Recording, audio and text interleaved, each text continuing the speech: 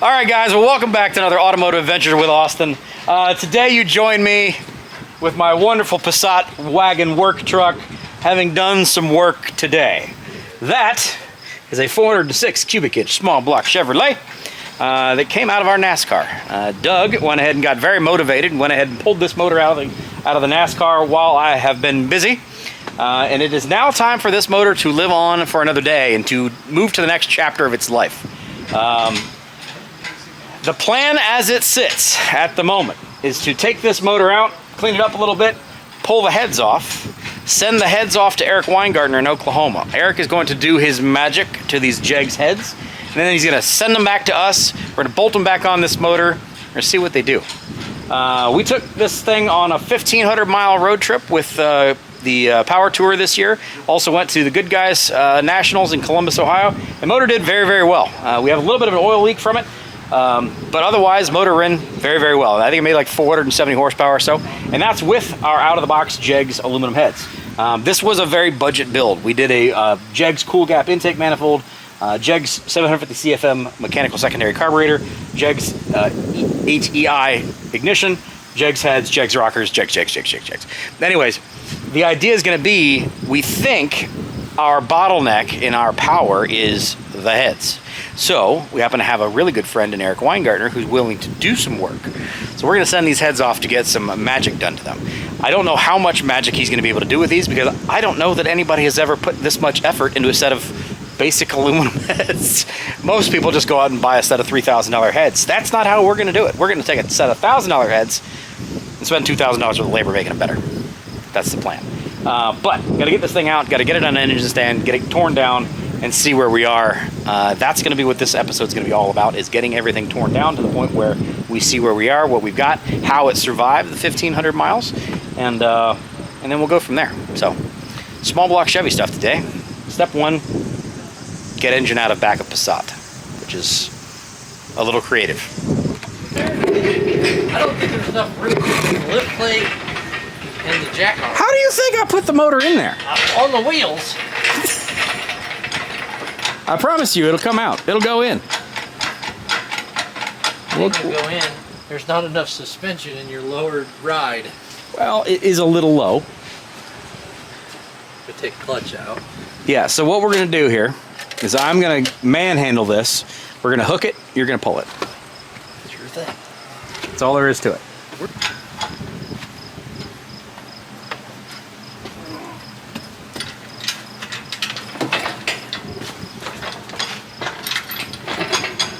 Well, we're a little high ready? now. I'm going to pull it. Ready? Well, I got it hooked in the back, but it'll be alright. For the middle. Oh my God. See what it came out. Come on now. There you go. Yeah, mule. Look at that. Look at that. That makes a little more sense. $2,500 car. She's a beaut. How's the... That's how you do it. Right there. Yeah, that's her Lincoln Navigator. Yeah. Yeah, I got fixing to do with that, but I've also bought another Ford since then too. I just bought a Ford LTD on Saturday. Why? Because I needed a budget hot rod. You need a 460 or what? No, but that is a question, is do you put a big block in it? That's what should have been in it, wasn't it? Yeah, that's a 302. It's a 1988. I know. So, these are not my valve covers. That'll go back to Doug. This is Bob's lift plate. I've got a new intake manifold because this one's got a crack in the front.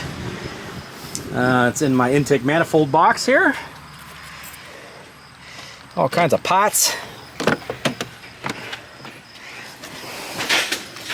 This is the one that's on there. Hook you up on a deal with a 390.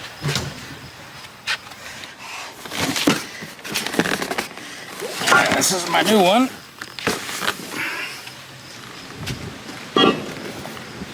Already ready to go, sitting with their plastic. It didn't sound right. Dunk. Sounded like cast iron. Yes, it did. Must not be. Okay, well, whatever. Let's see what else we got in here. I got a set of valve covers. Didn't weigh as much for a cast iron. Oh, man. shiny Jegs. What is that? Huh? It's all the bits and pieces. Whenever you take them apart, there's bits and pieces. Bell housing and clutch and flywheel and... Well, what about that intake that came out of the Jegs? Oh yeah, Bob, this is the 2-barrel that came off my Pontiac 350 when it was brand spanking new. Bob ixnayed my option of allowing a 2-barrel in the shop. He said no 2 barrels allowed, so Yeah. it stayed in the truck. All right, I don't know where Bob is, whether or not he wants me to put this on a engine stand right now or not. He told me to leave the doors open. Bob will be here in a minute. That was like Maybe not. 47 minutes ago. Well, folks, it's been a couple of days since I was up here and we got this thing unloaded. And while I've been gone, Bob and his minions have been busy.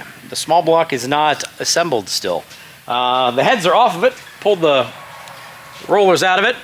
Everything looks pretty good with that. We've got the heads completely disassembled. All of your springs and keepers and bits and pieces, valves and such are all over there. And we are going to set our baseline now on what these heads actually flow. For those of you who are not familiar with it, this is a set of brand new out-of-the-box Jegs heads. We didn't do any kind of trickery whatsoever, so they're just the basic, simple Jegs heads that they offer anybody for a small block.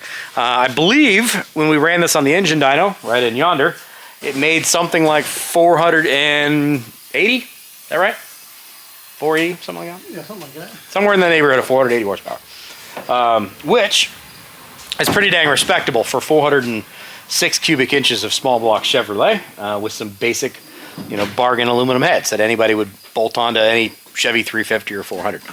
But what we're after is a little bit more than that, and it looks like, at least to us, like our limitation is based on head flow. So what we're going to be doing is we're going to test these heads on this Superflow head dyno. Bob has the means and the capability to do this because he's got all of the nifty things here. And we're going to be able to see what these things actually do flow, and if they are indeed what we think they are, is our restriction in the amount of power we can make. Once these are done and ready to run, they're going to go off to Mr. Eric Weingartner, like as in this afternoon might be on a FedEx truck, and they're going to ship them out to Oklahoma for him to do his magic. And his magic is that kind of stuff, where you make them all nice and pretty and make them flow very, very well. Typically speaking, get a little scientific on you here. Generally speaking, engine air pump. Air in, air out. The more air you can get in, the more air you can get out, the more power you make. That's basically how it works. So, generally speaking, your CFM in a head, in a naturally aspirated situation, will be your limitation on the amount of power your engine can physically make. Roughly speaking, that's usually 2 horsepower per 1 CFM of head flow. We're going to guess these heads probably flow somewhere around 230, 235, maybe 240. And if that's correct, that maths out correctly. That gives us our limitation of somewhere around 480 horsepower. So what we're hoping is we're going to be able to send these things off once we've head flowed them and let Eric do what he does and find some more power, some more head flow. And if that's the case, we bolt them back on, ready to rock and roll, make more power. I got that right? Yeah, sure. Something like that? Probably weren't paying any attention at all. Do I ever? It's just Austin talking to himself in the corner. We did this head flow very recently with our Pontiac stuff as well. For those of you who are going to ask invariably about the Pontiac stuff, we're damn close, folks. We're waiting on a couple of bits and pieces to finalize, but Bob is waiting on me. This is not me waiting on Bob, guys. Here is our Pontiac 350. This is the basically stock original guy. It's running the original intake manifold that was on this motor before. I just cleaned it up in the vapor hone. I think I included a video of that. Stock bottom end, stock size pistons, stock heads, stamped steel rockers. Didn't do anything crazy in here. New PRW water pump, old front cover, new balancer. That's about it. It does have forged rods in it, but it just has forged rods in it because I needed to put new pistons on it, and I'm not going to press off and try to press on. Not going to do it. So we did put a set of forged eagle rods in that. This one is our roller motor. Also a Pontiac 350. This has got our 62 casting heads on it. These are the ones that I did do some port work as well on, as far as doing a little grindy action, and they did flow very, very well. We are going to run an assortment of different intake manifolds on this. We're going to try a couple of different things with an air gap and a torquer and a couple of other things to see exactly what works out best for this one. Do have a new PRW water pump. We went with the shiny guy on this one, and a new front cover from this one as well. So we are waiting on rocker arms to be able to put those on here and get the measurements for what we need for our push rods.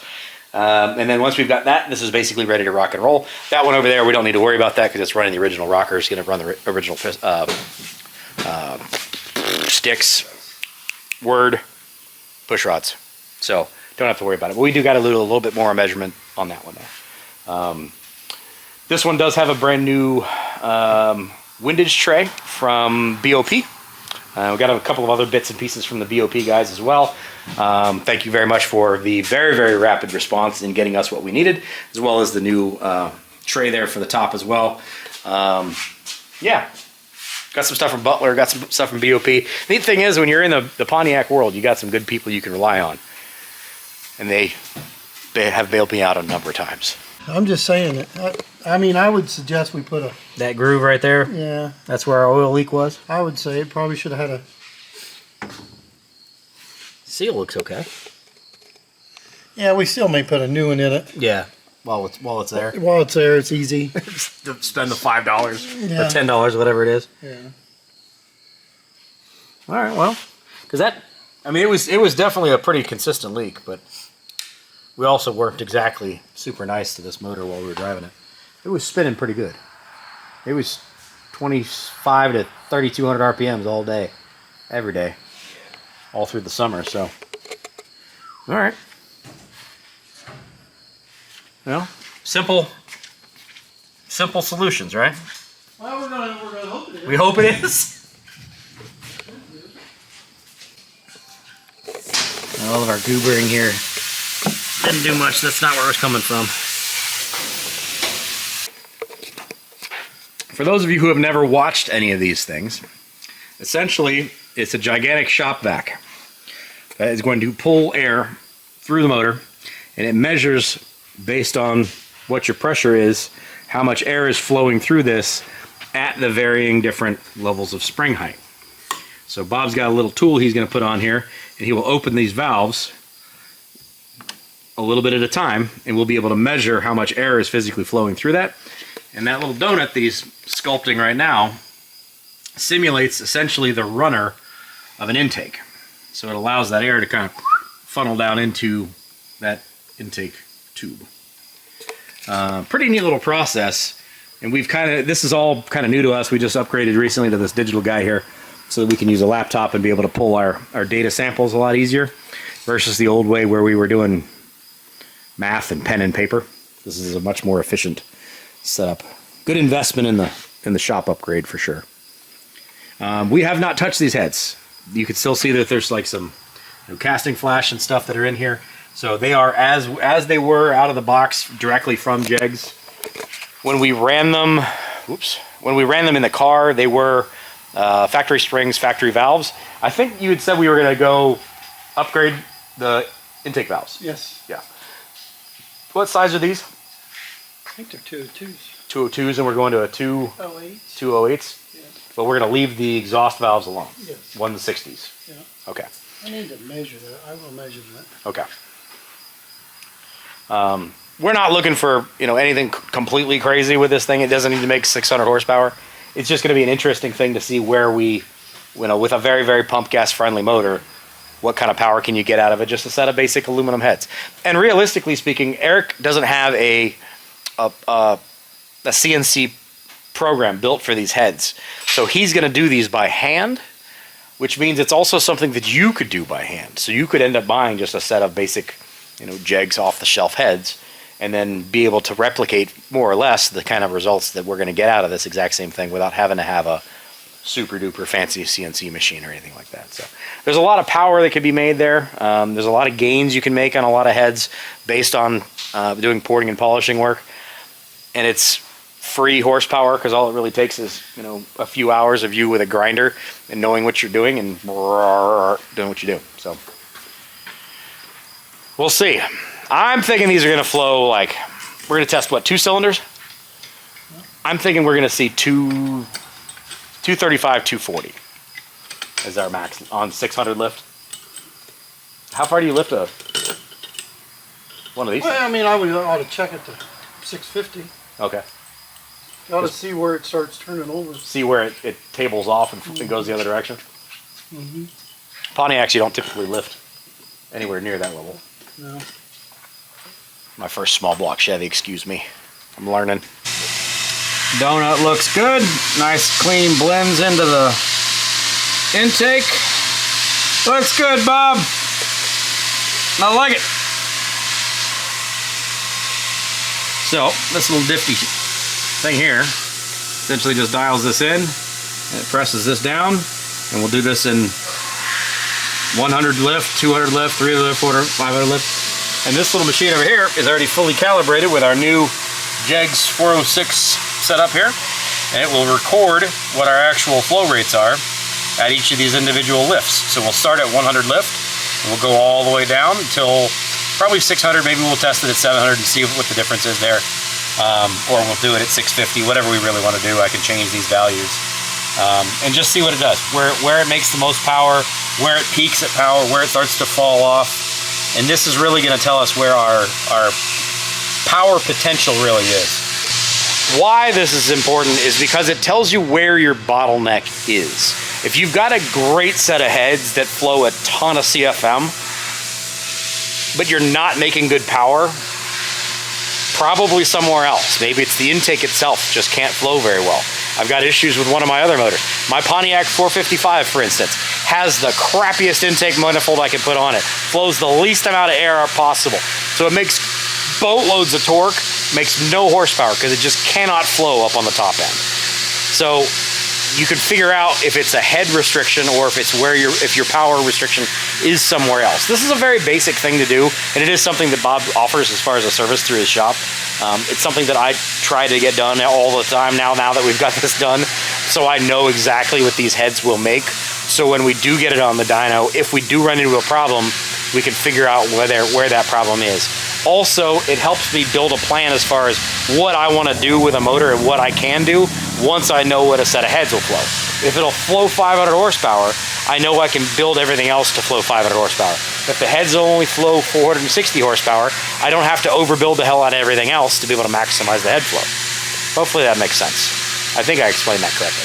All right, so we're gonna flip a little switch, turn on the vacuum cleaner that makes this thing do what it does.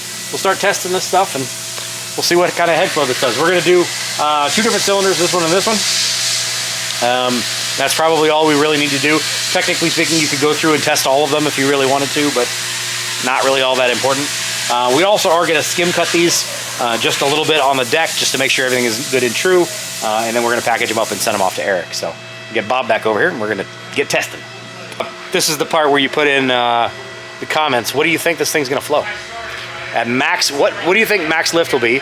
Will it flow max at 600 or 700? And what do you think the max flow will be? My guess is 238. What's your guess? No idea. You're not even gonna give me a guess? It's easier not to look like a fool. This way you're not wrong. I'm not wrong. So we'll start at 100? Yeah, what? We're gonna start in, I would say probably 3. I'm at 3.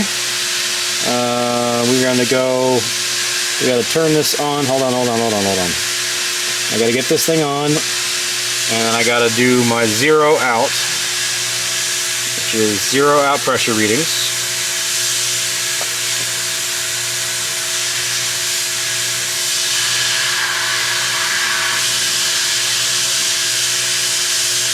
Okay, we are 0'd out. So dial it to 100. Yeah, I gotta find out about where I'm at. Say hi. Well, I knew that.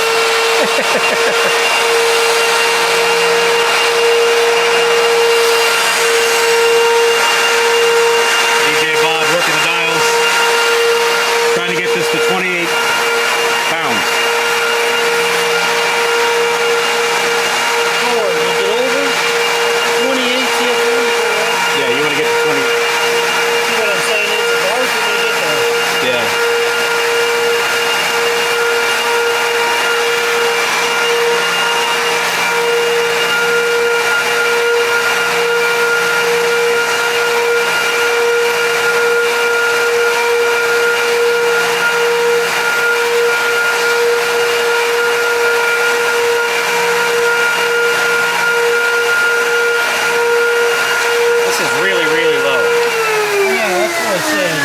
Yeah, let's go to 2. We'll switch this to 2. I think we need, let's do what 4 does. Well, the pressure flow here is only 18%, so it's super low. So we want to switch this. Data point 1. 2. You're on 2. All right, we want this to be 80 to 100. Spark plug in it? Nope. We're gonna do this on 3. 1, 3, hit it.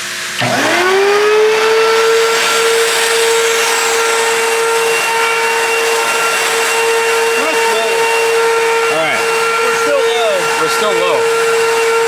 Want to go back to 2?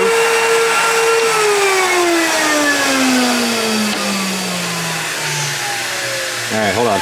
Let this thing drop all the way down to 0. Alright, you are at 100 left. Yeah. Okay.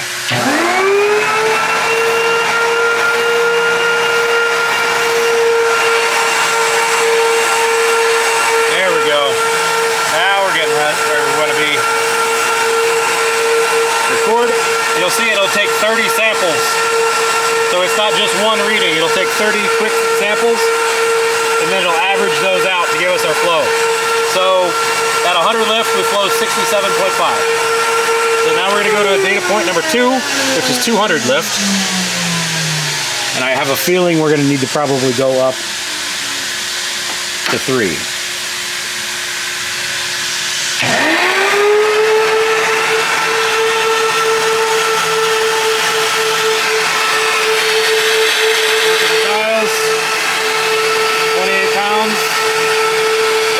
Good.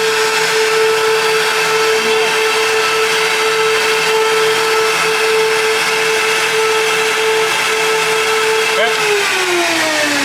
Over 100. No, 83. Oh. The CFM was over 100. So at 200 lift, we're at 125. So this one we will need to go to 4. 300 lift. Go ahead, hit it.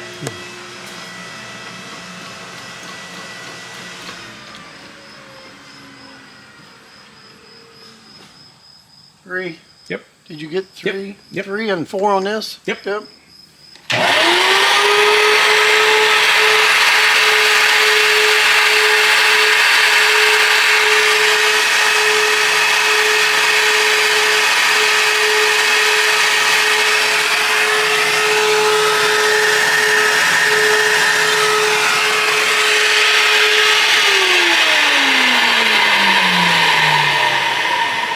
We'll stay at 4.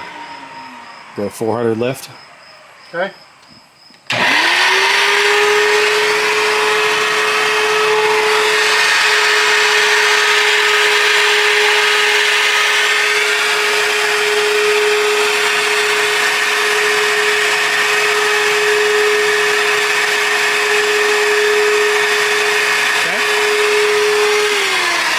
So at 300, we're at 188.1. At 400 lift, we're at 226. We'll go to 5. Yep, go to 5. Oh, no, we don't need it. We don't need it. We've got plenty of percentage left. Okay. But, 1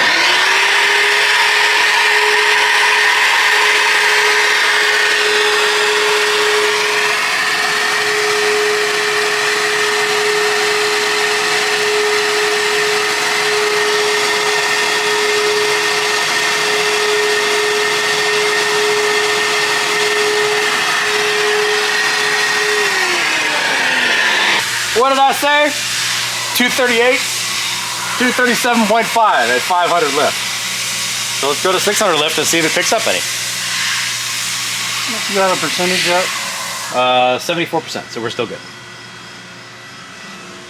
Get it?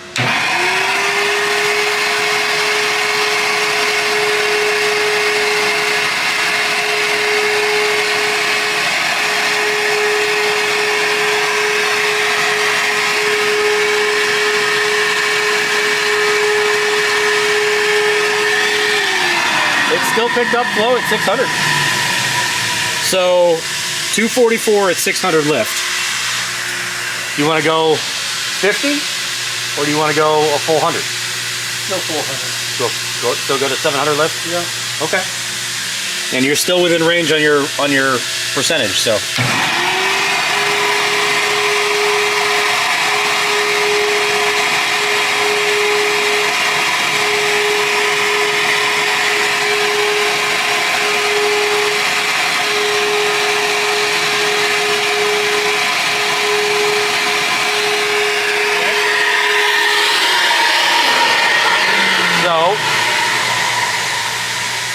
You picked up 3.5 between 600 and 700.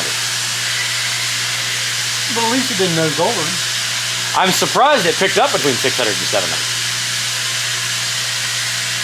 I guess the question would be like, what's the max lift of these heads? I didn't expect it to go that far. So mathematically speaking, if we were continuing to math this out, that camshaft that we put in there is 5 something? What did I think, 546? Somewhere in that range? Well, yeah, I put it on the thing. It's 548. 548. 550. So in that 500 to 600 range, that's right where it should be. It's between 237.5 and 244. So 240 CFM at that lift. So that maths out. So that's where our restriction is. It's in the heads. So I think that's fantastic. I think that it proves our point.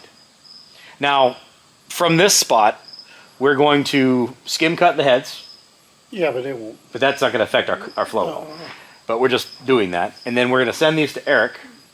He's going to do all his stuff by hand, right? And then he's going to test this same set of heads exactly as they are. Yeah, see where our machine is versus his. Just so we can kind of verify, double check our calibration to make sure that's good. I'm very happy with that. I kind of figured these things would be exactly where they are, and they're right there. So, as far as I know, there's nobody that's ever flowed one of these things, flow tested one of these sets of heads. All right, guys, extra credit. We are actually going to bolt an intake onto this thing and pull this exact same cylinder. We'll do it through the whole rev range. Now, what kind of intake is this? This is a torper, or a trick flow 235. Or it was on those 235 heads of bills. Okay.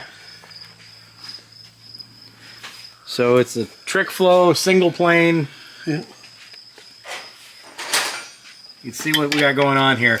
We want to see. We've never done this, so we want to check and see what this actually does compared to using the donut, making one out of this stuff. So we've got it bolted in, intake bolts. There is an intake manifold gasket here between the head and the intake. And Bob has run down a head bolt right here in the middle, so that's all good. All right, so we're going to start this at 100. And we're going to do this as a completely separate cylinder 6 pull and see what this does versus our last pull. Yeah, this would be 8 or 7. Yeah, Or mean the back whatever. cylinder. We just want to take the sample. and see So what we it does. want to do, we're at 2, so what are we going back to 2? 3. 2 or 3? I thought So 100 thousandths is. we're on the same cylinder we just tested, right? Yeah. Yes. So we're going to start on 2 Yeah, that's what I said. and then go to 3 and then all the rest of them are on 4. Yeah. So I've already. Tight. All right, so this is going to go to 2. Now let me re-zero this. We're doing science here, guys. I hope you're enjoying this. Don't start a fight in the comment section. I'll kick you out of here. All right, so we are zeroed out. We are at 100 lift, 2 range. Hit.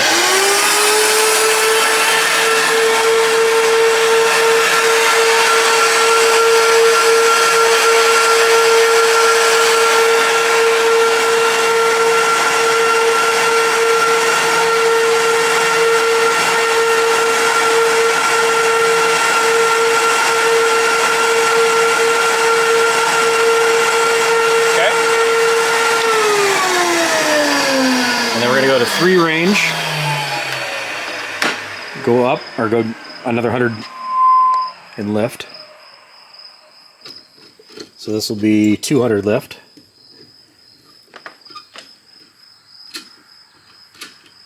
Okay. Okay.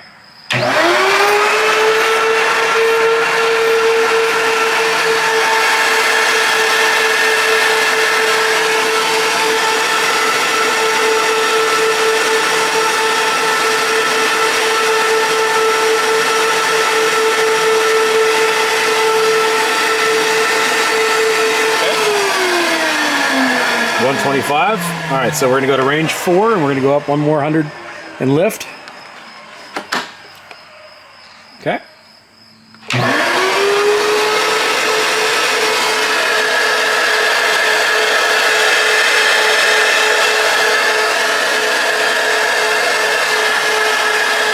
See, it's doing the sampling there.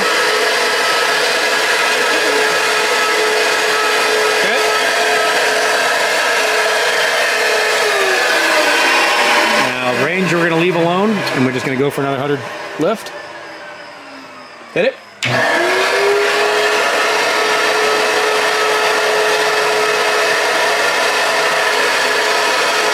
Try to get that to 28 pounds.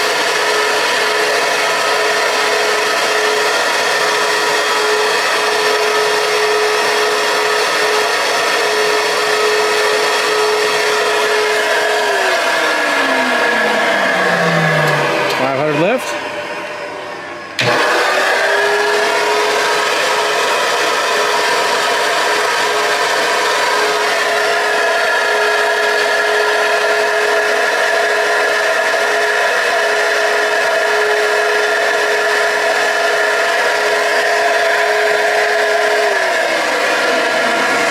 You got even better. 27.98, 27.99, 27.99, 28.01. Dog telling me we're doing it right. You are calibrated, sir.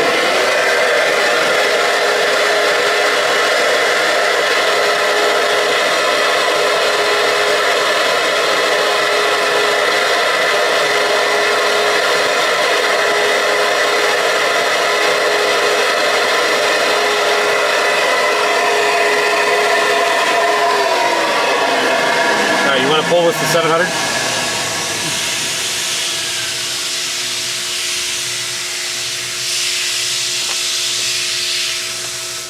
Alright, hang on, let me add this field in here. 0.7.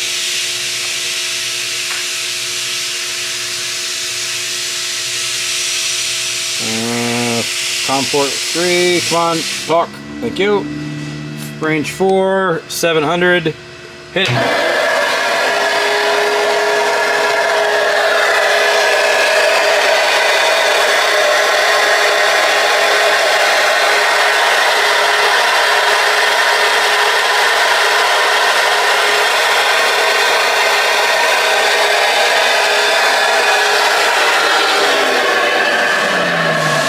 243.8. So, interestingly, it actually does make more power on the top end with that intake on there than it does with the donut by a little bit. 243 It's a little more consistent versus 237. But I mean, the overlay is fantastic through most of that range between those two on that same cylinder. He fucked it up. Just a little bit up on the top. He touched it.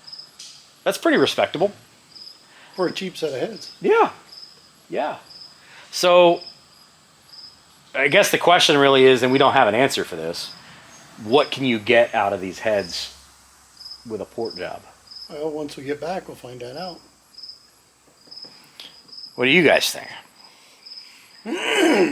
I didn't pick up much at all on what I did, but I just did cleaning stuff. I didn't Well, really. you didn't increase the valve size. That's where it's going to make Also true. huge amount of difference in him. That's true. I've never played around in the small block Chevy world. Is that really where the, Well, it's got to, yeah. even just going from a 202 to a 206 He's going 208. to 208s? So you got to think we'll pick up 20 CFM, maybe, which is a total of like maybe 40 horsepower without touching anything else. It's like, So- we'll call it power potential. So what I've got planned is we're going to put these heads on it and re-dyno it and see what it makes. We might have a camshaft that we discovered that makes better horsepower, or I believe makes better horsepower than the one that's in it. Okay. And I'm ordering it, and it's going to be in, and then we're going to change the camshaft Okay. and see how it runs. Okay. So we'll test it apples to apples. Leave the bottom end exactly as it is. Don't touch Yeah, anything. no, I ain't really think about it. And then just get these heads redone, bolt them back on there, see what it does, and then swap a camshaft. Okay. Because we had a cam that made 100 more horse. Out of a 406? Out of a 406, not with these, but a set of trick flow heads. Okay. Were those ported or just a standard set of trick flow? Standard set of 235 trick flow heads. Interesting. Okay. Are you going to play with cam timing at all? I wasn't probably planning on it because it's going to add a little, take away a little.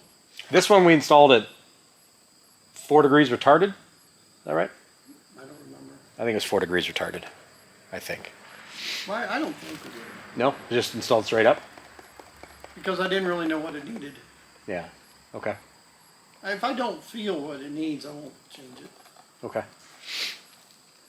And it's still going to be pump gas friendly. It'll still be a 93 octane motor. I mean, that guy at, what's the name out of Wisconsin that brought his motor down here?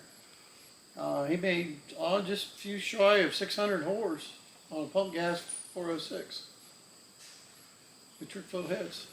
That was impressive. Good Lord.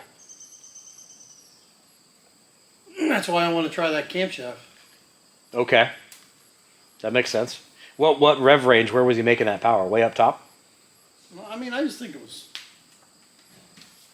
Well, I guess the question is, like, you know, we're on a dual plane intake manifold. What I'm going to say is for what we're racing or doing, you ain't going to see tremendous amounts of horsepower up on top like you would in some race engines. Yeah. You know what I mean, it's a Yeah. mild engine. It's a very mild engine. Yeah, I mean, you know, whether it's a dual plane or single plane, it's still in the same Yeah. range. Well, what I'm curious about is if we can make the bottom end capable of 600 horsepower. You know, and it will. I mean, But what will the intake be allowed to flow, and what rev range will it flow air to? I think that.